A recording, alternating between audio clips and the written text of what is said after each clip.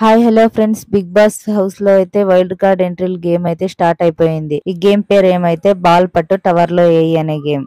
ముందుగా big boss అయితే కొన్ని హౌస్ లోకి పైపులు పంపిస్తారు. ఒక పెద్ద బాల్ అనేది పంపిస్తారు. ఆ పైపులు అయితే సింగల్ సింగల్ గా పట్టుకొని పొడవు కట్టి మాదిరిగా చేసి ఆ పైన బాల్ అనేది పెట్టుకొని తీసుకొని టవర్ దగ్గరికి వెళ్లి ఆ బాల్ ని ఆ టవర్ లోకి వేయాలి నిదానంగా. ముందుగా ఆ గేమ్ ఆడడానికి నిఖిల్ అండ్ నబిల్ వచ్చారు. ఆ బాల్ ని తొందరగా నిఖిల్ అండ్ నబిల్ సెట్ చేసుకొని ముందుకు వెళ్లారు. ముందుకు వెళ్ళిన తర్వాత నబిల్ అయితే తొందరగా బాల్ కరెక్ట్ గా వేసేసాడు.